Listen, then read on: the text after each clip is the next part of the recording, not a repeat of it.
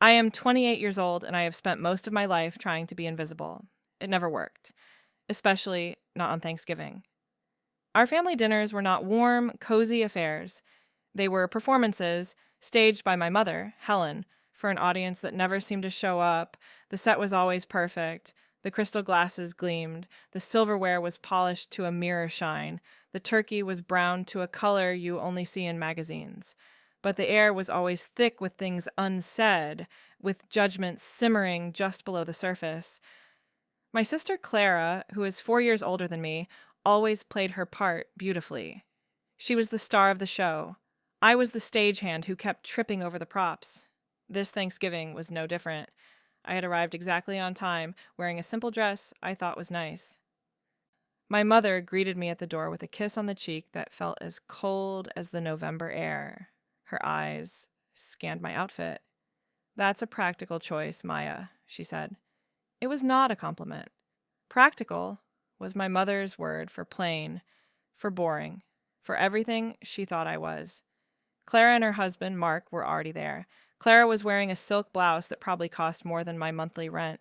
She was a lawyer, and she never let anyone forget it. Mark was a banker, and he had the easy confidence of a man who had never worried about money a day in his life. He was nice enough, but he was firmly on Team Clara. My father, Robert, was in his usual spot by the fireplace, swirling a glass of wine, already retreating into the silent world he occupied during these gatherings. He was a master of avoidance.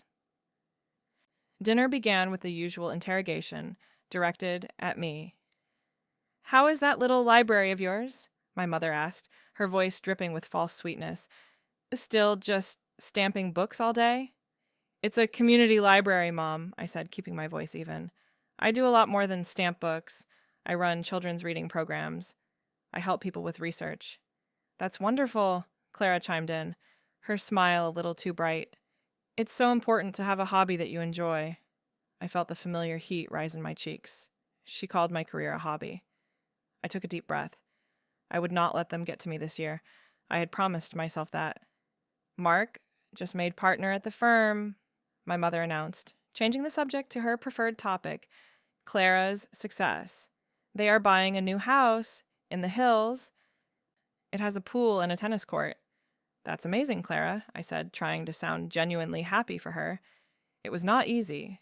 Her life was a constant reminder of everything I was not. "Yes, it is," my mother said, her eyes fixed on me. "Clara has worked so hard. She has made us so proud. She understands the importance of building a life, of creating a legacy." The subtext was clear. I, with my small apartment and my public service job, did not understand. I was not building anything. I was just existing. My father cleared his throat and took a long sip of his wine. He was a spectator at his own family's execution. The meal continued like this. Every topic was a chance to highlight Clara's achievements and my failures. Her fancy vacations, my weekend trip to a state park, her charity galas, my volunteering at the local animal shelter, her intelligent, successful husband, my single status. With every comment, I felt myself shrinking, becoming smaller and smaller in my chair. I tried to focus on my food, on the taste of the cranberry sauce, the texture of the mashed potatoes, anything to distract me from the slow, methodical dismantling of my self-worth. I knew why she did it. I'd always been different from her and Clara. I was quiet where they were loud. I was content with simple things, while they craved status and recognition. I looked more like my father's side of the family, with my darker hair and quieter features. Clara was my mother's replica, all blonde hair and sharp blue eyes. I was an anomaly in her perfect world, a piece that did not fit, and she could never forgive me for it. The final blow came during dessert. My mother had made a pumpkin pie from scratch, of course. As she served the slices, she paused, her knife hovering over the pie. She looked straight at me, her face a mask of cold disappointment. The small talk around the table died down. Everyone could feel the shift in the air. This was it, the main event. "You know, Maya," she began, her voice low and carrying across the silent room, "I had such high hopes for you. I really did. I thought you would grow out of this phase." "What phase?" I asked. my voice barely a whisper. This phase of being average, she said, the word landing like a slap. Clara sets goals, and she achieves them. She builds a life. You just float along. You do not try. You do not strive for more. You have so much potential, but you waste it. I could feel Clara's eyes on me, filled with a mixture of pity and triumph. Mark was studying his plate with intense interest. My father stared into his empty wineglass as if it held the secrets to the universe. No one would save me. I looked at my mother, at this woman who was supposed to love me unconditionally. Her face was hard, unforgiving. I'm happy with my life, I said, my voice shaking slightly. She laughed, a short, bitter sound. Happy? You call that happiness? Living in a tiny apartment, working a dead-end job with no prospects, no husband, no children. You are 28 years old. What have you accomplished? What do you have to show for your life? Tears pricked at the back of my eyes, hot and shameful. I would not cry. I would not give her the satisfaction. I clenched my fists in my lap, my nails digging into my palms. Your sister is a success, she continued, her voice rising. She is a shining example of what our family can be. And you are just a constant source of embarrassment. You are a disappointment. The word hung in the air, heavy and poisonous. Disappointment. It echoed in the silence, bouncing off the polished furniture and the perfect walls of her perfect house. It was the word she had used in 100 different ways throughout my life, but she had never said it so plainly, so cruelly, in front of everyone. I felt a crack open inside me, a deep, painful fissure. All the years of trying, of hoping that one day she would see me, that one day she would be proud of me, it all crumbled to dust in that single moment. There was nothing I could ever do to please her. I was, and always would be, a disappointment. My mouth opened to say something, anything, but no words came out. What could I say? How do you defend your entire existence? And then the doorbell rang. The sharp, sudden chime cut through the suffocating tension in the room. Everyone flinched, startled by the intrusion. My mother's face tightened with annoyance. Who on earth could that be? She muttered, dabbing her lips with a napkin. We are not expecting anyone. My father stood up, grateful for the excuse to move. I will get it, he said, his voice rough. He walked out of the dining room and down the hall. We sat in silence, listening to the sound of the front door opening. We heard my father's confused voice, and then the voice of a woman, older and unfamiliar. My mother's annoyance turned to curiosity. She craned her neck, trying to hear better. My father returned a moment later, a strange expression on his face. He was not alone. Standing behind him was a small, elderly woman with kind eyes and a worried frown. She was holding a worn leather handbag, and she looked completely out of place in my mother's pristine home. Helen, the woman said, her voice soft but clear. She was looking directly at my mother. Helen Gable? My mother froze. Gable was her maiden name. No one had called her that in over 30 years. I watched as all the color drained from my mother's face.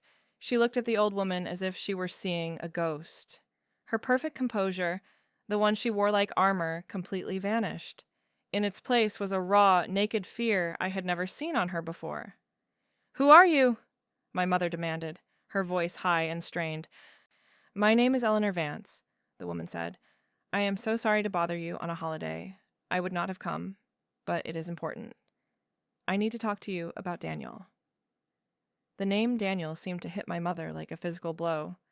She staggered back a step, her hand flying to her throat. My father rushed to her side, putting a protective arm around her. I think you should leave, he said to Eleanor, his voice firm. You have the wrong house. My wife does not know anyone by that name. No, I have the right house, Eleanor insisted, her gaze still locked on my mother. Please, Helen, after all these years, we just want to talk. Get out, my mother whispered, her voice trembling. Get out of my house right now. She looked terrified. It was more than just the shock of a stranger at the door. This was something deeper, something visceral. I had never seen my mother lose control like this. She was always the one in charge, the puppet master, pulling all the strings. Now she looked like a cornered animal. My father began to gently but firmly guide Eleanor toward the door. "You heard my wife," he said. Please leave."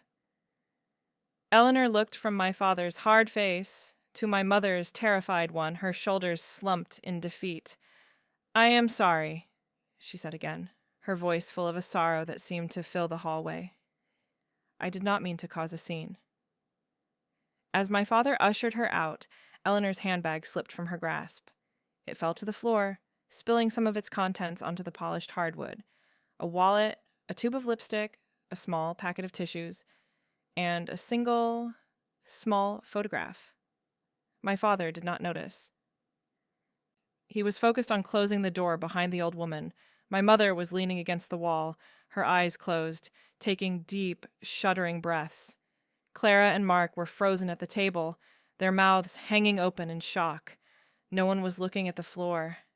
No one but me. On instinct, I moved. I slid out of my chair, knelt down as if to fix my shoe, and in one swift motion I scooped up the photograph. My fingers closed around the small, square piece of cardboard. It was old. The edges softened with time. I slipped it into the pocket of my dress just as my father turned around, his face grim. "Everything is fine," he announced to the room, though his voice was anything but fine.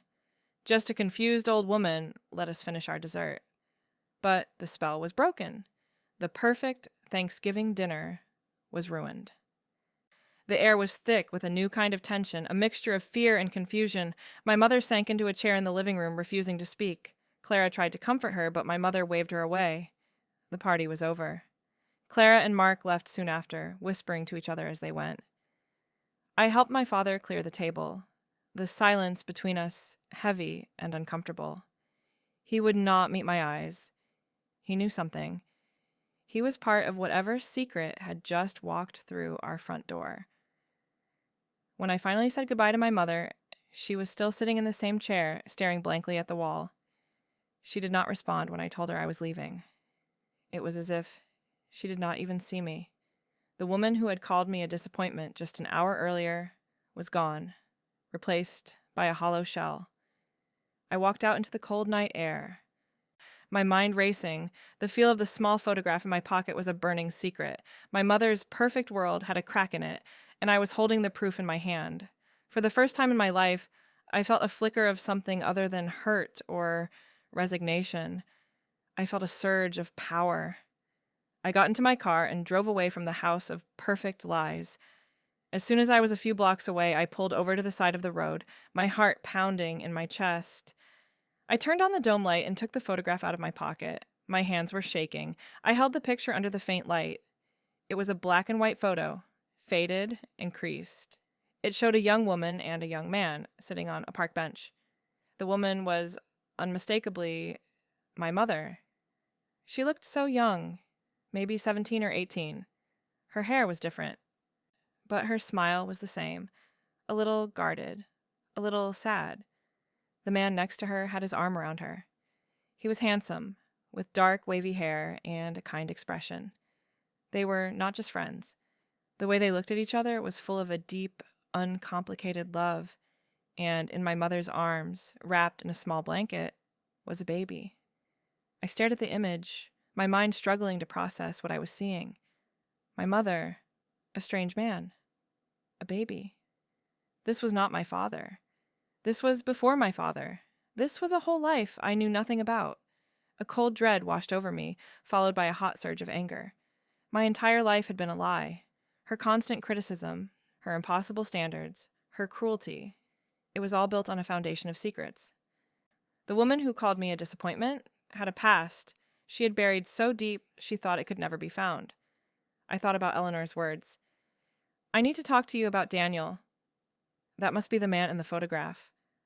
I thought about the fear on my mother's face. It was the fear of being exposed.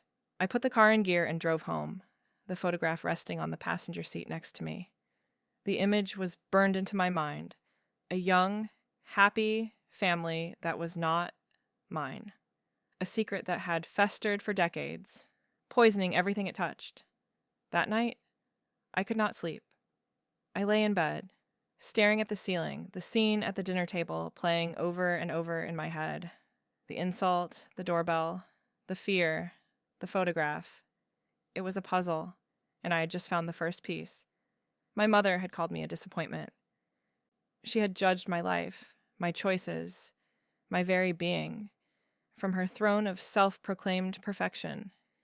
But her throne was built on lies, and I realized, with a certainty that settled deep in my bones, that I was going to find out the truth. I was not going to let this go. For every time she had made me feel small, for every time she had made me feel worthless, I was going to uncover the secret she had tried so hard to bury. The game had changed. She did not know it yet, but I was no longer the person who would sit there and take it. I was the person who was going to find out why. The next morning, I woke up with a new sense of purpose. The hurt from my mother's words was still there, a dull ache in my chest, but it was overshadowed by a cold, clear resolve. I needed to know more. I needed to understand the story behind the photograph. My first step was to talk to my father. He was the weak link. He was an enabler, a man who had spent his life avoiding conflict, but he was also a man who knew the truth, or at least part of it. I drove to my parents' house, my heart pounding with a mixture of nerves and determination. I found him in the garage, tinkering with an old lawnmower, his usual escape. He looked up when I walked in, his face wary. "Maya," he said, wiping his greasy hands on a rag. "I did not expect to see you so soon." "We need to talk," I said, my voice firm. I did not waste time with small talk. I held up the photograph. "I need you to tell me what this is." He stared at the picture, and his face seemed to age 10 years right before my eyes. He sighed, a long, weary sound, and sank onto a nearby stool. He would not look at me. "Where did you get that?" he asked, his voice low. "It does not matter where I got it," I said. "What matters is what it is. Who is that man? And who is that baby?" He shook his head, his eyes fixed on the concrete floor. "Maya, please," he begged. "Just let it go. It is in the past. It has nothing to do with you." "It has everything to do with me," I insisted, my voice rising. "My whole life, she has treated me like I am some kind of failure. She has held me up to this impossible standard of perfection that she herself has never met. I deserve to know why. I deserve to know the truth."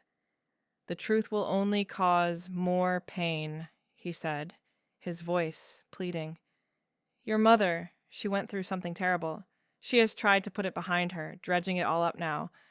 It will destroy her." "She is already destroyed," I shot back. "She is a bitter, angry woman who takes her own misery out on her daughter. Did you think I did not notice? Did you think it was okay for you to just stand by and watch her do that to me for 28 years? He flinched, the accusation hitting its mark. He finally looked up at me, his eyes full of a deep, familiar sadness. The sadness of a man who had chosen the path of least resistance his entire life. "It was complicated," he mumbled. "Then uncomplicate it for me," I said, my voice hard. "Who is Daniel?" He flinched again at the name. He ran a hand over his face. His shoulders slumped in defeat. "He was a boy your mother knew, a long time ago, before me. They were young. They made a mistake." "A mistake?" I asked. "You mean a baby?" He nodded, his eyes closing briefly. "They had a child, a boy. Your mother's parents, they were very strict. They did not approve of Daniel. They forced her to give the baby up for adoption." The words hung in the air, heavy and unbelievable. I had a brother, an older brother I had never known. The thought was staggering, like the ground had suddenly dropped out from under me. "She gave him away?" I whispered, my mind reeling. "She was forced to," my father corrected, his voice defensive. "She was just a girl. Her parents controlled everything. They sent her away to have the baby, and they handled the adoption. They told her it was for the best." I stared at him, trying to piece it all together. "And Daniel? What happened to him?" "Her parents made him go away," he said vaguely. "They told your mother he had left her, that he did not want the baby. She believed them. She was heartbroken. When I met her a few years later, she was broken. I helped her put the pieces back together. You helped her bury the truth, I said, my voice cold.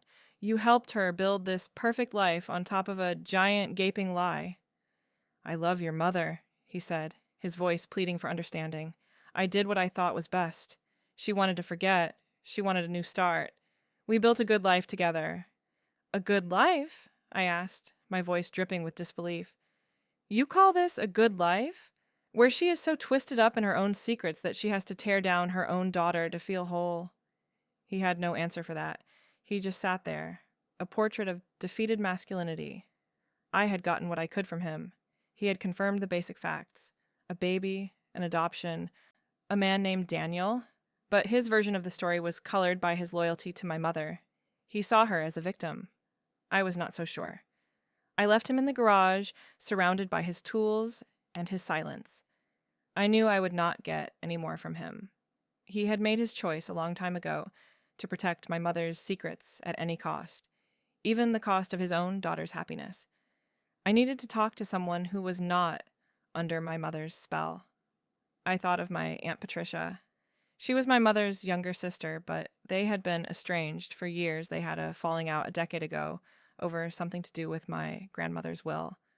My mother had cut her off completely. I had not seen her since I was a teenager, but I remembered her being warm and funny, the complete opposite of my mother. Finding her was not hard. She was a painter and had a small gallery in a town a few hours away. I found the number online and called her. When I told her who I was, there was a long pause on the other end of the line. Maya, she said finally, her voice full of surprise. My goodness, I have not heard from you in ages. How are you, dear? I am okay, I said. Listen, Aunt Patricia, I know this is out of the blue, but I need to talk to you. It is about my mom. There was another pause. What about Helen? She asked, her voice cautious. I need to know about her past, I said. About when she was a teenager, before she met my dad. That is a long time ago, Maya, she said slowly. Why are you asking about this now? I took a deep breath. Because I think she had a baby, I said, the words feeling strange and foreign on my tongue. And she gave him up for adoption. The silence on the other end of the line was deafening. It stretched on for so long that I thought she had hung up. Finally, I heard her let out a long, slow breath. Oh, Helen, she whispered. So it finally came out. My heart leaped. She knew. So it is true, I asked, my voice trembling with a mixture of excitement and dread. Yes, it is true, she confirmed. I was just a kid myself, but I remember it. The hushed whispers, the shame. Our parents sent her away for almost a year. They told everyone she was staying with a sick relative. Tell me everything you know, I pleaded. Please. It is not a happy story, Maya, she warned, and I do not know all of it. Our parents were masters of secrecy, but I will tell you what I can. Can you come see me? This is not a conversation for the phone. We made plans to meet the next day. I hung up the phone, my mind spinning. It was real. I had a brother. My mother's perfect life was a sham. The puzzle pieces were starting to fall into place, and the picture they were forming was darker and more complicated than I could have ever imagined. The drive to Aunt Patricia's town was long, giving me too much time to think. I kept replaying the scene from Thanksgiving in my mind. My mother's cold pronouncement followed by the arrival of Eleanor. The fear in her eyes was not just about a stranger. It was the terror of a carefully constructed world beginning to crumble. My father's evasiveness, his pleading for me to let it go, only strengthened my resolve. He was not protecting her from pain. He was protecting a fragile lie that had defined their entire marriage. Aunt Patricia lived in a small, charming house filled with light and color. Canvases were stacked against the walls, and the air smelled of turpentine and oil paint. It was a world away from my mother's sterile beige home. Patricia herself was just as I remembered her, with a warm smile and eyes that sparkled with a rebellious energy my mother had never possessed. She gave me a hug that felt genuine and comforting, something I had not realized how much I needed. We sat in her sun-drenched kitchen, a mug of herbal tea warming my hands. So, she said, her expression turning serious, You want to know about Helen's big secret. I nodded, pulling the photograph from my purse and placing it on the table between us. This is what started it all. A woman came to the house on Thanksgiving. She dropped this. Patricia picked up the photo, her eyes softening as she looked at it. Daniel, she whispered, a sad smile touching her lips. I have not seen a picture of him in years. He was a lovely boy, so full of life. He adored your mother. My father said my grandparents made him go away, I said. They did more than that, Patricia said, her voice laced with an old anger. They ruined him. Daniel was from the other side of the tracks. His family did not have money. Our parents, especially our father, thought he was completely unsuitable for Helen. When she got pregnant, they saw their chance to get rid of him for good. She took a sip of her tea, her gaze distant. They told Helen he had taken money. They offered him to disappear. They said he did not want to be a father, that he had abandoned her. She was devastated. She was 16 years old, in love and completely alone. She believed every word they said. But it was not true, I asked. Of course it was not true, Patricia said, her voice sharp. Daniel would never have left her. He loved her, but he was a kid from a poor family up against our father, who was a powerful, ruthless man. I do not know the details, but I know they threatened him. They made him believe that if he stayed, he would only bring ruin to Helen and the baby. So he left. He thought he was protecting her. I felt a wave of sympathy for the young man in the photograph, a man I had never met. His life had been destroyed by my grandparents' snobbery and control. And the baby? I asked, my voice barely a whisper. A boy, she confirmed. They sent Helen to a home for unwed mothers a few states away. I was not allowed to see her. They handled everything. When she came back, she was different. The light had gone out of her eyes. She never spoke of Daniel or the baby again. It was as if it had never happened. But you knew, I said. I knew, she nodded. I overheard things. I found a letter she tried to send to Daniel that our mother had intercepted. It was heartbreaking. She was begging him to come back. After that, I started paying attention. I saw how they controlled her, how they molded her into the person they wanted her to be. Someone who valued money and status above all else. Someone who would never make the same mistake again. And that is when she met my father, I guessed. A few years later, yes, Patricia said. Robert was perfect in their eyes. Stable, predictable, from a good family. He was safe. Helen married him, and they started their perfect life. And she became the woman you know today. I looked down at my hands. She is so hard on me, I said, the words tumbling out. She always has been. It is like nothing I ever do is good enough. Patricia reached across the table and placed her hand over mine. Her touch was warm. Oh, honey, she said, her voice full of compassion. Do you not see? It is not about you. It has never been about you. You are everything she was not allowed to be. You are independent. You follow your heart, not a bank account. You remind her of the girl she used to be before our parents broke her spirit. And she cannot stand it. Her words hit me with the force of a physical blow. All the years of feeling inadequate, of believing I was fundamentally flawed, suddenly shifted into a new perspective. Her cruelty was not about my failures. It was about her own. And Clara? I asked. Clara is the do-over, Patricia said bluntly. She is the perfect daughter Helen was forced to become. She is a reflection of all the right choices. Helen poured all of her ambition and her buried pain into making Clara a success, to prove to herself and the world that she had not lost everything. It all made a terrible kind of sense. The favoritism, the constant comparisons, the way my mother lit up when talking about Clara's achievements. Clara was her redemption. I was her reminder of a past she was desperate to forget. Do you know what happened to the baby? I asked, my heart pounding. Do you know where he is? Patricia shook her head sadly. No, our parents handled the adoption through a private agency. The records are sealed. They made sure of that. I have no idea where he ended up. I felt a pang of disappointment, but it was quickly replaced by a new determination. The records might be sealed, but there were other ways. There was Eleanor Vance. She had come looking for my mother. She knew something. "The woman who came to the house," I said, "her name is Eleanor Vance. She said she needed to talk to my mother about Daniel." Patricia's eyes widened. "Eleanor Vance, I remember that name. She was a neighbor of Daniel's family. A kind woman. If she is looking for Helen, then something must have happened." My mind started racing, connecting the dots. "She must know where my brother is," I said, more to myself than to Patricia. "That must be why she came. She was trying to connect them." "It is possible," Patricia said, a look of concern on her face. "Maya, what are you going to do with all of this?" I met her gaze, my resolve hardening. "I am going to find him," I said. "I am going to find my brother.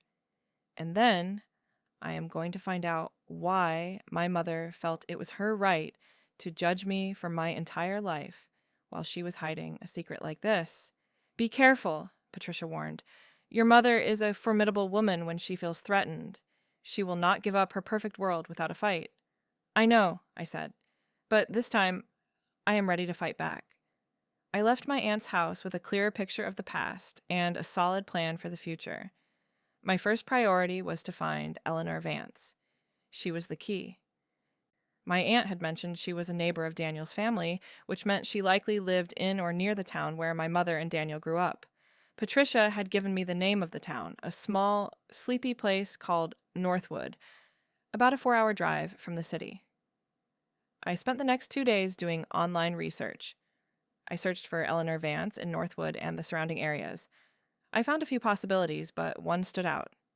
An Eleanor Vance, who was listed as a volunteer at the Northwood Historical Society. It seemed like a long shot, but it was the only lead I had. As I was planning my trip, my phone rang. It was my mother. I hesitated before answering, my stomach twisting into a knot. "Hello?" I said, trying to keep my voice neutral. "Maya," she said, her voice sharp and accusatory. "Your father told me you came to the house. He said you were asking questions." "We were just talking," I said evasively. "Do not lie to me," she snapped. "I know what you are doing. You are digging into things that are none of your business. I am warning you, Maya. Stop it. Let it go." "Why are you so afraid of me knowing the truth?" I asked, my voice gaining strength. "What are you hiding that is so terrible?" "I am not hiding anything," she insisted, her voice rising with panic. That woman who came to the house was a lunatic. She was confused. "There is no story here. You are creating drama where there is none, just like you always do." "So Daniel is not real?" I pressed. "The baby is not real?" There was a sharp intake of breath on the other end of the line, followed by a deadly silence. I had her. "You will stay out of this," she said finally, her voice low and menacing. "This is my life. You have no right. If you do not stop this, you will regret it. I will cut you out of this family for good. Do you understand me?" The threat that once would have devastated me now felt hollow. What family was she talking about? A family built on secrets and lies? "I understand that you are scared," I said calmly. "And you should be." I hung up before she could respond. The conversation, as unpleasant as it was, had solidified my resolve. She was not just hiding a painful past. She was actively and aggressively trying to keep it buried. Her threats were the desperate actions of a cornered person. Patricia was right. She would fight to protect her perfect world, but I was no longer afraid of her. The next day I drove to Northwood. It was a small town, the kind with a single main street and a town square. It felt like stepping back in time. The Historical Society was a small brick building next to the public library. I walked in, my heart pounding. A woman with silver hair and glasses looked up from a desk piled high with books. "Can I help you?" she asked. "I am looking for Eleanor Vance," I said. "I was told she might volunteer here." The woman's face lit up. "Oh, Eleanor. Yes. She is one of our best. She is in the back, archiving old photographs. Let me get her for you." A few moments later, Eleanor Vance walked into the room. She was smaller than I remembered, and she looked at me with a confused expression. Then her eyes widened in recognition. You are Helen's daughter, she said, from the other night. Yes, I said. My name is Maya. Can we talk, please? It is important. We sat at a small table in the corner of the quiet room. I told her everything. I told her about the photograph, my conversation with my father, and what my aunt had revealed. I told her about my mother's denial and her threats. Eleanor listened patiently, her kind eyes full of a deep sadness. When I was finished, she reached out and patted my hand. You are a brave girl, she said. It takes courage to seek the truth, especially when your own family is trying to hide it from you. You came to see her for a reason, I said. You wanted to tell her something about Daniel and about the baby, my brother. She nodded, her eyes welling up with tears. Daniel was like a son to me, she said, her voice thick with emotion. His mother was my dearest friend. What happened to him? What Helen's parents did, it was a crime. It destroyed that sweet boy. My aunt said he was forced to leave, I said. He was, Eleanor confirmed. Helen's father threatened to ruin his family.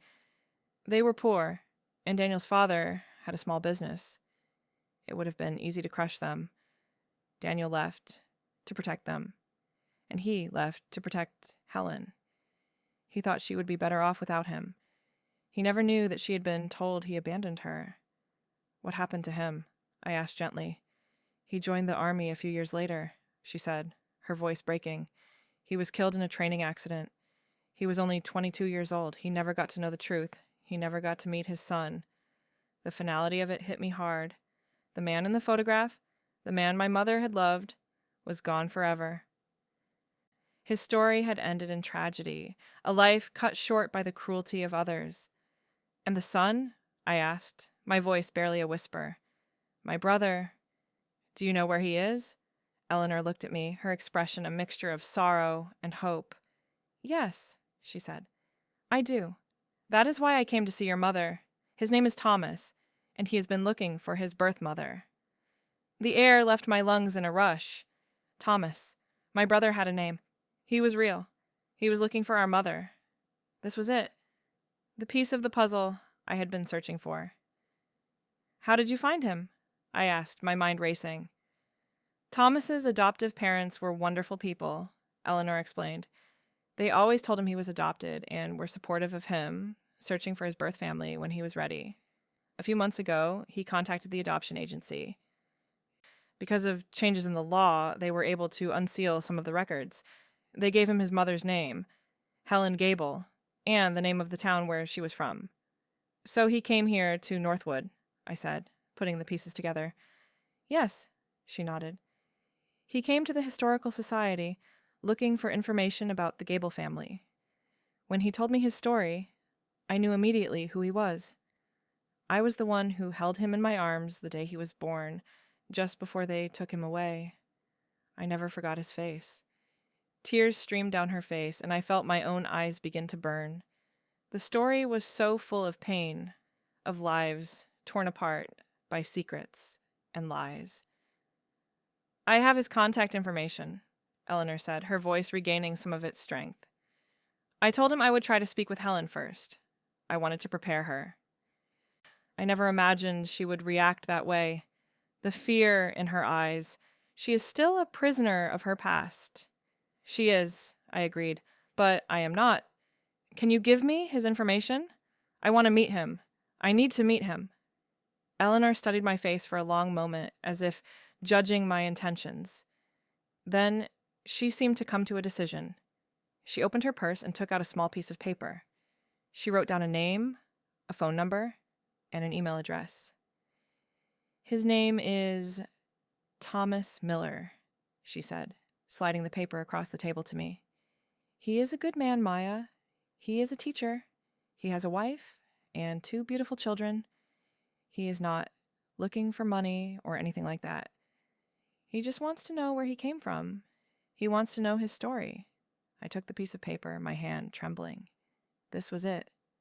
The key to everything. I had found my brother. What will you do now? Eleanor asked, her voice full of concern. I looked at the name on the paper. Thomas Miller. My brother. I'm going to call him, I said, a wave of determination washing over me. And then I am going to make my mother face the truth. Eleanor smiled, a real, hopeful smile. Daniel would be so proud of you, she said softly. I left Northwood with a sense of purpose that I had never felt before. The drive home was a blur. I clutched the piece of paper with my brother's name on it as if it were a precious jewel. The hurt and anger I felt toward my mother were still there, but now they were mixed with something else, a sense of connection to a family I had never known. I had a brother, I had a nephew, and a niece. A whole branch of my family tree had been hidden from me, and I was about to bring it into the light. That night, I sat in my small apartment, the phone in my hand, my heart pounding in my chest. I stared at the number Eleanor had given me. What would I say? How do you introduce yourself to a brother you have never met? I took a deep breath and dialed the number. It rang 3 times, each ring echoing the frantic beat of my heart. Then, a man's voice answered. Hello? Hello, I said, my voice shaking. Is this Thomas Miller? It is, he said. Who is this? My name is Maya, I said, the words catching in my throat.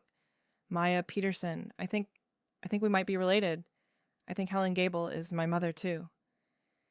There was a stunned silence on the other end of the line. I could hear him breathing, a soft, shocked sound.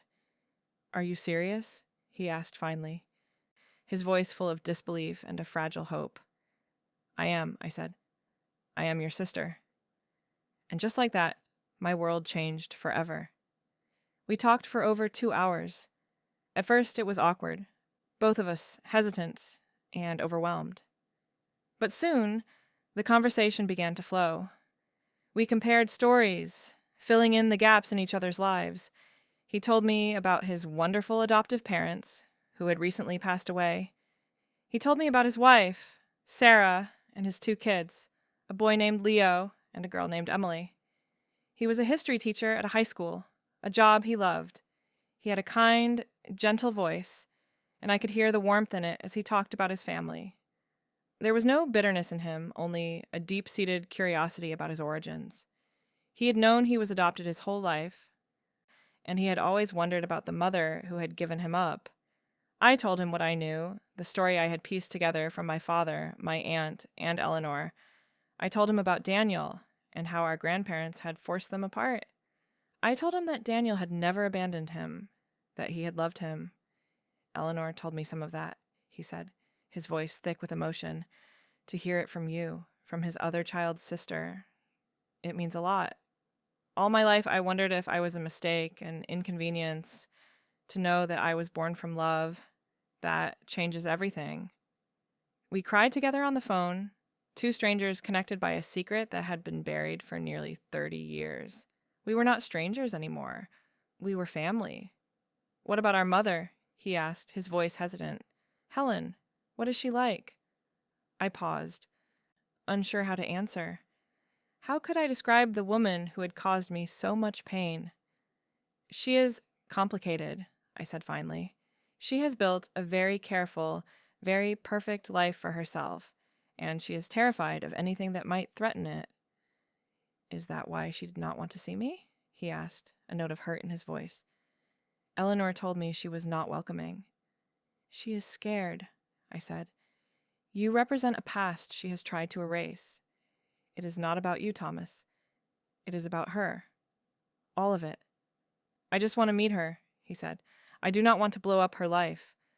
I just want to look at my mother's face. I want to see where I came from. I know, I said, and I am going to make that happen, but we need to do it carefully. She is not going to make it easy. We made a plan. We would meet in person first, just the 2 of us. We needed to connect, to build a foundation before we faced our mother. We decided to meet the following weekend, halfway between our cities. Hanging up the phone, I felt a profound sense of peace settle over me. For the first time, I did not feel alone in my family. I had an ally. I had a brother. The week leading up to our meeting was a strange mix of anticipation and dread. I felt like I was living a double life. I went to work at the library, I talked to my friends, I went through the motions of my normal life, but underneath it all, a revolution was brewing. My mother called me again, twice. The first time, her tone was pleading. "Maya, please," she said. "Whatever you think you know, you're wrong. You are going to open a Pandora's box that can never be closed again. Think about what you are doing to this family." "I am thinking about it," I said calmly, "and I think this family could use a little truth." The second time she called, she was angry again. "I have done everything for you," she yelled. "I gave you a perfect life, a good home, the best schools, and this is how you repay me? By trying to dig up dirt and destroy my reputation?" "Your reputation?" I asked, incredulous. "Is that what this is about?" "Not the son you abandoned, but your reputation." "I did not abandon him," she shrieked. "I did what was best for him. I gave him a chance at a better life." "You gave yourself a chance at a better life," I corrected. "You erased him so you could build your perfect world. You cannot stand the thought of anyone knowing you were not always perfect, can you?" She hung up on me. It was clear that she was not going to give an inch. She was trapped in the prison of her own making, and she would rather burn it all down than admit the truth. The day I met Thomas, I was so nervous my hands were shaking. We had agreed to meet at a quiet coffee shop. I got there early and sat by the window, watching every car that pulled into the parking lot. Then I saw him. He looked just like his pictures, but older. He had the same dark, wavy hair as Daniel in the photograph, but his eyes were a familiar shade of blue. My mother's eyes. The combination was startling. He saw me through the window and smiled, a warm, genuine smile that instantly put me at ease. He walked in, and we stood there for a moment, just looking at each other. "Maya?" he said. "Thomas," I replied. And then he was hugging me, a strong, solid hug that felt like coming home. I buried my face in his shoulder, and for the first time in my life, I felt like I truly had a brother. We sat and talked for hours, the conversation easy and natural. We showed each other pictures of our lives. I showed him pictures of me growing up, of Clara, of our parents. He showed me pictures of his wife and kids. I saw a photo of his adoptive parents, a kind-looking couple who were beaming with pride as they stood next to him at his college graduation. "They were the best," he said, his voice soft. "They gave me a wonderful life. I was very lucky." "We were both lucky to have you," I said, and I meant it. As we talked, I saw so much of Daniel in him, the kindness that Eleanor had described, but I also saw a strength and a resilience that was all his own. He had grown up with a question mark at the center of his life, but he had not let it define him. He had built a life full of love and purpose. He was, in every sense of the word, a good man. He was also incredibly observant. "She was really hard on you, wasn't she?" he asked, after I had recounted a few stories from my childhood. "Our mother." I nodded, a lump forming in my throat. "She was." "Why?" he asked. "You seem like a wonderful person." "Because I was not Clara," I said, "and because I reminded her of a life she was not allowed to have." He reached across the table and squeezed my hand.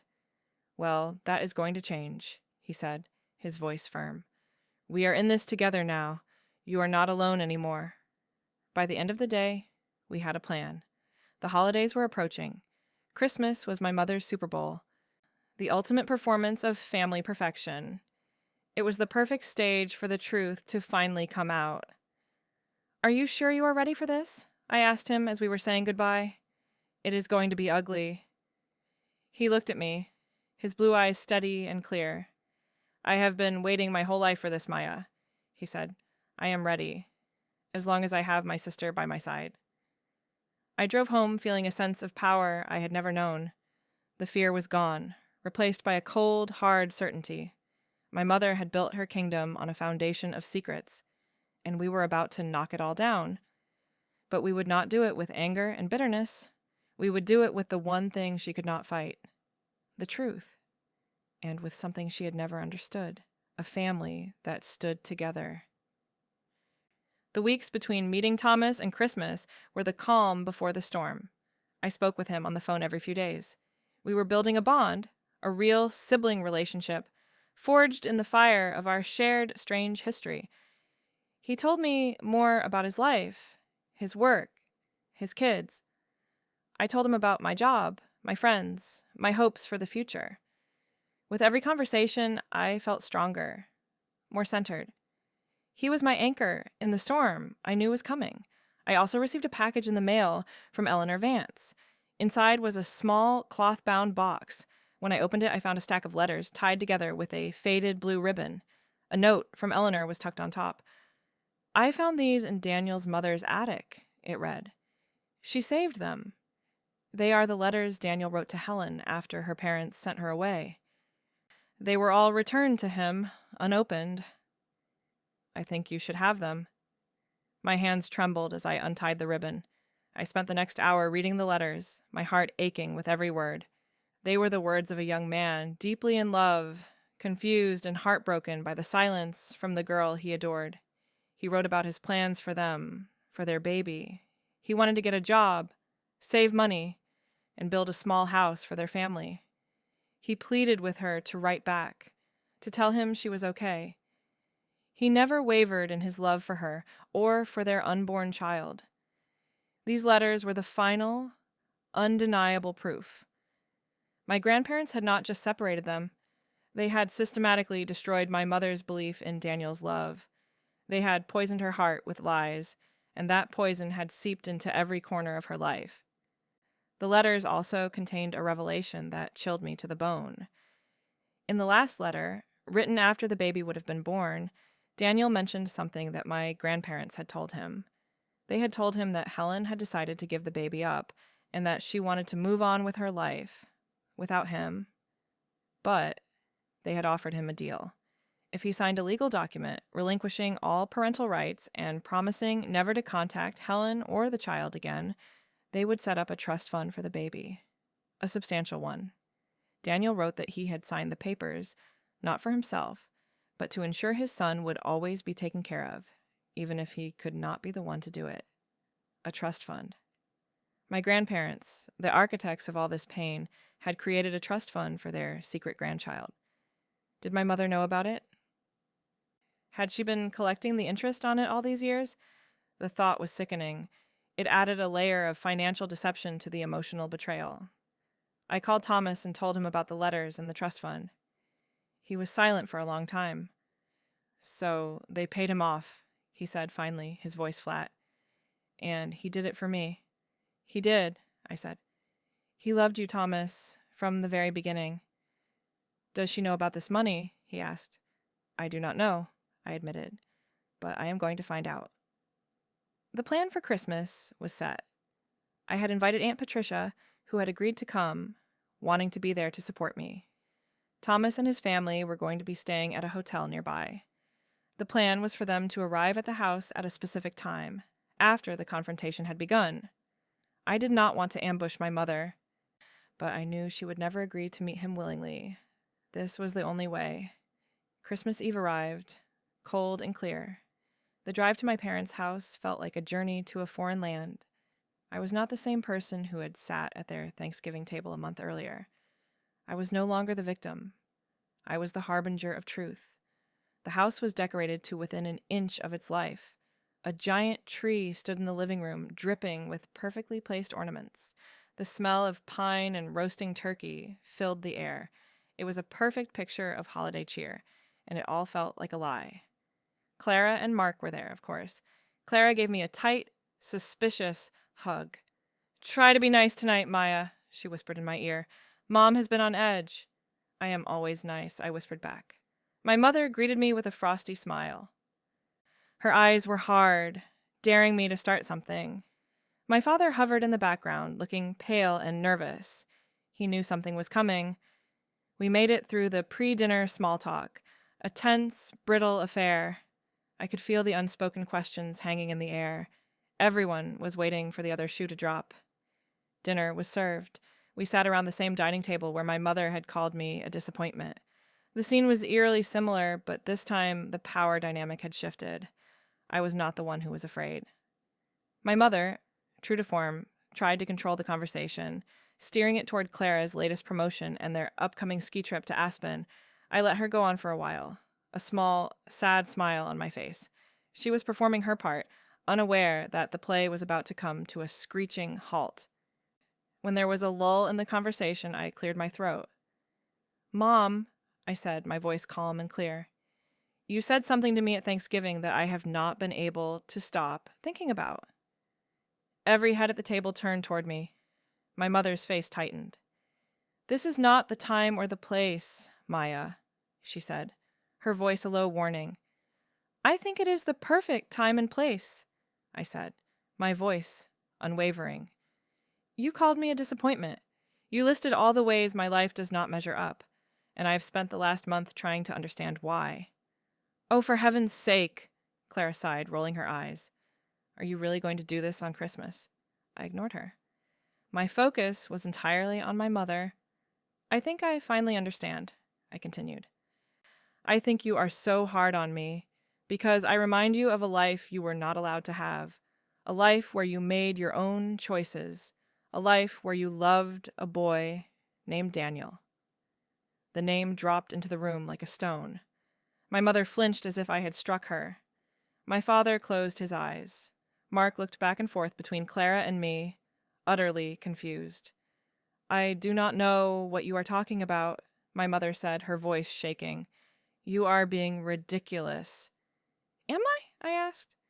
I reached into my purse and pulled out the stack of letters tied with the faded blue ribbon. I placed them on the table next to my plate. "These are from him. Letters he wrote to you after your parents sent you away. They were all returned to sender. It seems your parents were very thorough." My mother stared at the letters, her face a mask of horror. She looked like she could not breathe. "He never abandoned you," I said softly. "He loved you. He loved his son. Our parents lied to you. They destroyed your life, and in turn, you let that poison spill over into mine." "That is enough," my father boomed, finding his voice at last. "Maya, you are out of line." "Am I, Dad?" I turned to him, my eyes flashing. You knew all along, and you said nothing. You stood by and watched her project all her pain and bitterness onto me. You enabled her. That makes you just as guilty." Clara stood up, her face flushed with anger. "How dare you talk to them like that?" she cried. "You are trying to tear this family apart with your lies and your jealousy." "Jealousy?" I laughed, a real bitter laugh. "Clara, you have no idea. Your perfect life, your success, it was all built on a secret. Mom needed you to be perfect to make up for the son she was forced to give away. You are not her pride and joy. You are her compensation." Clara sank back into her chair, her face pale with shock. The words had hit their mark. My mother finally found her voice. It was a broken, desperate whisper. "You do not understand," she said, tears streaming down her face. "You do not know what it was like. They took everything from me. My love, my baby, everything." "I know," I said, and for the first time, I felt a flicker of pity for her. They were cruel. What they did to you was unforgivable. But what you did to me, how you used me as your emotional punching bag for my entire life, that was your choice. You chose to continue the cycle of pain. You chose to become them." She shook her head, sobbing uncontrollably. I did not mean to." "But you did," I said, my voice firm but not unkind. "And now, the truth is out. All of it." Just then, the doorbell rang. The sound was a perfect echo of Thanksgiving, but this time, it was not a surprise. It was the sound of destiny arriving. My father looked at me, his eyes wide with dawning horror. "What did you do?" he whispered. "I did what you should have done 30 years ago," I said. "I brought our family together." I stood up and walked to the door. I opened it, and there they were. Thomas, his wife, Sarah, and their 2 children, Leo and Emily, who were holding a plate of Christmas cookies.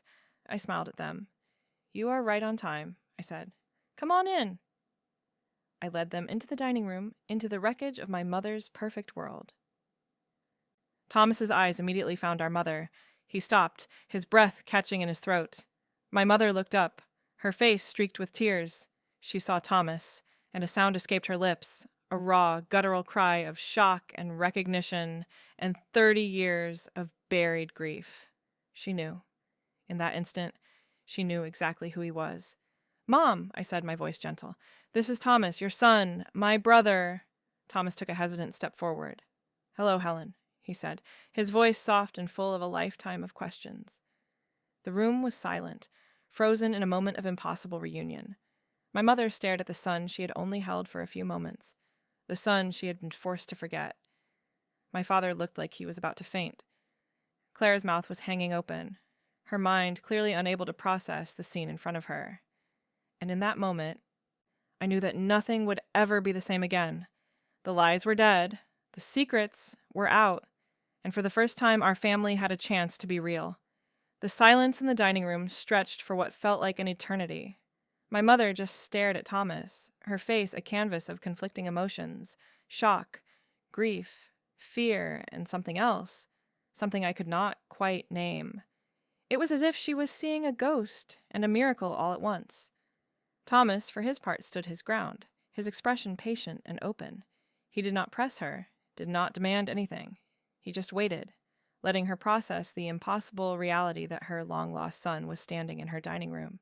His wife, Sarah, stood slightly behind him, a reassuring hand on his back, her eyes full of compassion. Their children, Leo and Emily, looked around the room with wide, curious eyes, sensing the tension but not understanding its source. It was my father who finally broke the spell. He took a staggering step toward Thomas, his face pale. "This is not possible," he mumbled, shaking his head. "It is very possible, Dad," I said quietly. "This is Thomas Miller. He is a history teacher. He has a wife and 2 kids, and he is my brother."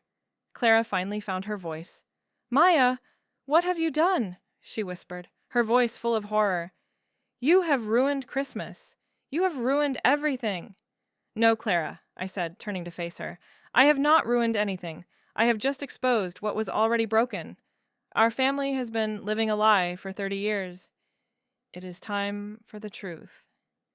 My mother finally spoke, her voice a ragged whisper. "Daniel," she said, her eyes still locked on Thomas. "You have his hair." Thomas managed a small, sad smile. "I have been told that," he said. "I wish I could have known him." "He is gone," my mother said, the words flat and empty. "He left me." This was the moment. The core of her pain, the lie she had built her life around. "No, he did not," I said, stepping forward. I picked up the bundle of letters from the table. "He never left you. He wrote to you every day. He loved you. He begged you to come back to him. Your parents intercepted every single letter. They lied to you, Mom. They tore your lives apart." I held the letters out to her. She stared at them, as if they were venomous snakes. She would not take them. "She is right, Helen," a new voice said. Aunt Patricia, who had been sitting quietly through the whole ordeal, now stood up. "I saw them do it. I saw how they broke you. They were cruel, terrible people. But Daniel never stopped loving you." My mother looked from me to Patricia, her defenses crumbling. The story she had told herself for 3 decades was being systematically dismantled in front of her. She sank into her chair, her body racked with sobs, deep, painful sounds that seemed to be pulled from the very depths of her soul. It was the sound of a lifetime of grief, finally allowed to surface. Thomas moved then. He walked slowly to the table and knelt down beside her chair. He did not touch her. He just knelt there, his presence a quiet offering of connection. "I am not here to hurt you," he said, his voice gentle. "I just wanted to meet you. I wanted you to know that I had a good life. I have a good life. I am happy. And I forgive you." That last part, "I forgive you," seemed to hit my mother harder than any accusation. The idea that this son she had been forced to abandon, this secret she had carried like a stone in her heart, was offering her grace. It was too much. Her sobbing intensified. My father, looking utterly lost, went to her, putting a hand on her shoulder. She shrugged it off. For the first time, she was not looking to him for protection. She was alone with her grief. Sarah, Thomas's wife, gently guided her children toward the living room. Let's go look at the pretty Christmas tree, she said, her voice a calm anchor in the emotional storm. She was giving us space. The rest of the evening passed in a blur of raw, painful honesty. We moved to the living room, the perfect Christmas scene, now the backdrop for a family therapy session none of us were prepared for. My mother, her face blotchy and swollen from crying, eventually took the letters. She read them, one by one, her hands shaking. With each page, a layer of her bitterness seemed to peel away, revealing the heartbroken 16-year-old girl underneath. Thomas told her about his life, his parents, his family. He spoke without an ounce of resentment, only a quiet desire to be known. My mother listened, her eyes never leaving his face, as if she were trying to memorize every detail, to make up for 30 years of lost time. Clara sat on the couch, silent and shell-shocked. Her entire worldview had been shattered. The mother she had idolized, the family she had believed to be perfect, were all built on a foundation of lies and sorrow. She looked at me, her expression a mixture of anger and a dawning, grudging respect. I had done the unthinkable, but I had also done the necessary. I brought up the trust fund. Daniel signed away his rights so that his son would be provided for, I said, looking directly at my father. Did you know about that? My father's face turned ashen. He looked at my mother, who was staring at the floor. Yes, he admitted, his voice barely audible. We knew. The money has been in an account all these years. You knew? Thomas asked, his voice quiet but laced with a new kind of pain. You knew there was money set aside for me, and you never tried to find me. You just kept it? It was complicated, my father mumbled, his usual excuse. Your mother, she did not want to be reminded. We thought it was for the best. The best for whom? I asked, my voice sharp. It seems like it was for the best for you. You got to keep your secrets and a nice little nest egg. The hypocrisy was staggering. My mother, who had criticized my financial choices and my dead-end job, had been sitting on a secret trust fund meant for her abandoned son. That was the final straw for Clara. You kept his money? She asked, her voice trembling with disbelief as she looked at our parents. All this time you had his money? It is his money, Clara, my mother whispered, not looking at anyone. It was always his. The rest of the night was a series of fragmented, difficult conversations. Thomas and his family did not stay long. It was too much. Too soon. Before they left, Thomas gave our mother his phone number. No pressure, he said. But if you ever want to talk, or maybe meet your grandchildren, I'm here. After they were gone, an exhausted, fragile silence fell over the house. Aunt Patricia hugged me tightly. You did the right thing, Maya, she whispered. It was hard, but it was right. She left soon after, leaving the four of us, the original, broken family, to sit in the ruins. Clara was the first to speak to me directly. She came over to where I was standing by the fireplace. I do not know whether to hate you or thank you, she said, her voice low. You do not have to do either, I said. Just think about it. Think about the lies we have all been living. She nodded slowly. Our whole life, she said, more to herself than to me. It was all a performance. The next day, I got a call from her. I am at a hotel, she said. I needed to get out of there. Mark and we are talking, really talking, about everything. There was a pause. I am sorry. Maya, she said, the words sounding foreign and difficult for her. For how I treated you, for being on her side. I never knew. I know, I said. And for the first time, I felt the wall between my sister and me begin to crumble. My father called a few days later. He sounded like a broken man. Your mother has not left her room, he said. She will not talk to me. I do not know what to do. Maybe you should just listen for a change, I suggested. She has been carrying this alone for a long time. You helped her hide it, but you never helped her heal. He did not have an answer for that. Our conversation was short and stilted. The chasm between us felt wider than ever. He had made his bed, and now he had to lie in it. A week later, I met Thomas for coffee. He looked tired, but peaceful. I got a call, he said, a small smile on his face. From her, from Helen. My heart skipped a beat. What did she say? She just cried mostly, he said. She apologized over and over again. She asked if she could see the kids from a distance, maybe at a park. What did you say? I asked. I said yes, he replied. Everyone deserves a chance to try to make things right, even if it is 30 years too late. He also told me that a lawyer representing our parents had contacted him about the trust fund. It was being transferred to him in full, with all the accrued interest. It was a significant amount of money. I do not even know what to do with it, he said, shaking his head. It feels like blood money. It is not, I said firmly. It is your birthright. It is the only thing Daniel could give you. You should use it to give your kids the best life imaginable. That is what he would have wanted. Life slowly began to find a new normal. My relationship with Clara continued to thaw. We started having lunch once a week. We talked about our childhoods, seeing them now through the lens of the truth. We were like two strangers getting to know each other for the first time, and I realized that underneath all the years of competition and resentment, there was a sister I had never known.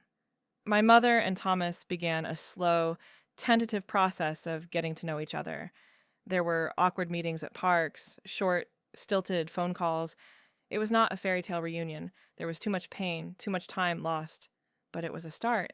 She was finally facing her past, and in doing so, she was becoming a different person, quieter, more thoughtful, more humble. She and I did not talk for a long time. There was too much to say, and I was not ready to hear apologies. The wounds were too deep. But one day, about 6 months after that Christmas, she called me. Maya, she said, her voice soft, I know I have no right to ask you for anything, but I was wondering if you would be willing to have dinner with me, just the two of us. I hesitated, but I thought of Thomas and his capacity for forgiveness. I thought of the new, fragile peace that was settling over our family. Okay, I said, I will. We met at a quiet restaurant. She looked older, more fragile than I had ever seen her. The hard, critical edge was gone. She spent the first 10 minutes apologizing. She apologized for every harsh word, every unfair comparison, every time she had made me feel small. I was in so much pain, she said, her eyes full of tears, and I took it out on you. You were a constant reminder of the life I had lost, of the girl I used to be. It was not fair. It was cruel. And I am so, so sorry. I listened. I did not offer easy forgiveness. It did a lot of damage, Mom, I said, my voice steady. It is going to take a long time to heal. I know, she said, nodding. I do not expect you to forgive me overnight. I just want you to know that I see it now. I see you. And I am so proud of the woman you have become. You are strong, and you are kind. You are everything I wish I had been. It was not a perfect ending. Our family was still a messy, complicated thing, full of broken pieces. But the pieces were finally out in the open, where we could see them, where we could start to figure out how they might fit back together. A few weeks later, Thomas, Clara, and I went out for dinner, just the three of us. We laughed and told stories. It felt easy, natural. It felt like family. You know, Thomas said, looking at me with a smile, you really are a disappointment. I raised an eyebrow. You are a disappointment to anyone who thought you would just sit back and accept a life built on lies, he clarified, his eyes twinkling. And I, for one, am incredibly proud of that. I smiled, a real, genuine smile that reached my eyes.